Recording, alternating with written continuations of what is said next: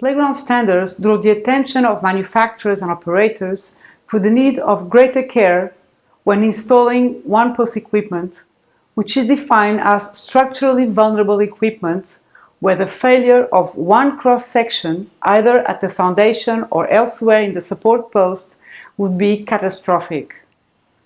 This includes not only single-post equipment, but also structures where stability is provided by two or a row of legs. Fatal accidents have happened in the last few years in different European countries due to the collapse of one-post equipment. These accidents have been associated to different or combined scenarios involving initial choice of the equipment material, like inadequate class of timber, installation, construction of foundations or the drainage, leading to accelerated rotting or corrosion, or inadequate anchorage. Heavy movement and dynamic loading without adequate frequency of inspection and maintenance, or due to the choice of impact attenuating materials not allowing for correct inspection of foundations, or due to lack of inspection or maintenance. In this example, this is a two-legged swing in a school. During a training session for operational inspectors and maintenance staff, where participants had to use the equipment, excessive wobbling of the post was detected.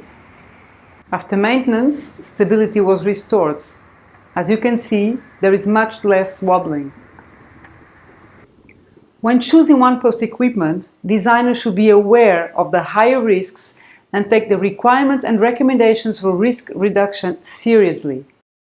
The playground standard clearly requires that foundations of one-post equipment shall be accessible for periodic inspection. Furthermore, suppliers of one-post equipment are required to provide specific instructions for maintenance, including a statement about the need to increase frequency of inspection and maintenance. The standard recommends careful planning in the choice and installation of impact attenuating surfacing if access to the foundation is required for inspection. As an example, it states that if poured-in-place synthetic surfaces are used, they may have to be cut back and relayed. The inherent associated costs are implicit.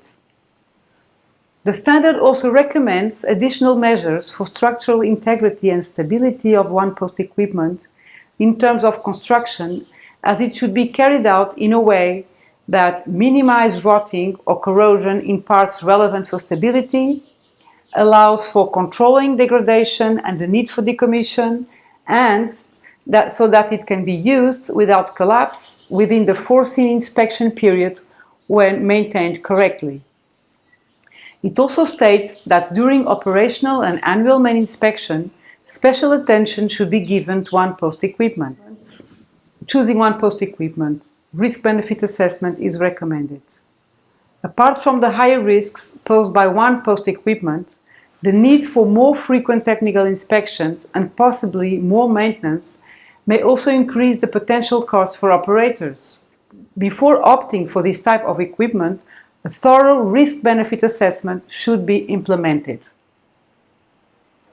For carousels and other rotating equipment, where rotating is part of the fun and adds play value, one-post equipment with a central axis is hard to avoid, or the rotating function would not be achieved.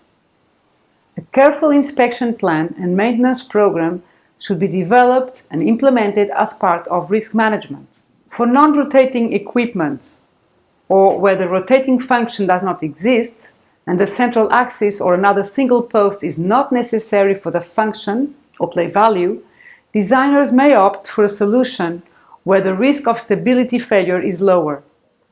The same applies for equipment with legs in a row, either for swings or other equipment. There are many other framework designs that allow for greater stability and are less demanding in terms of inspection and maintenance. So, when one-post equipment is not necessary for the play function and has no added play value, when it is purely a design or aesthetics choice, the responsibility of the decision lies on the designer or commissioner and should be taken with great awareness of the risks. The operator, school manager, city council will have to deal with the consequences. He should be informed about the risks and be aware of implications for risk management. Choices of activities and equipment at design stage and their layout, siting or placement will have an important impact on risk management, as some aspects cannot be changed at a later stage by operators in the post-occupancy period.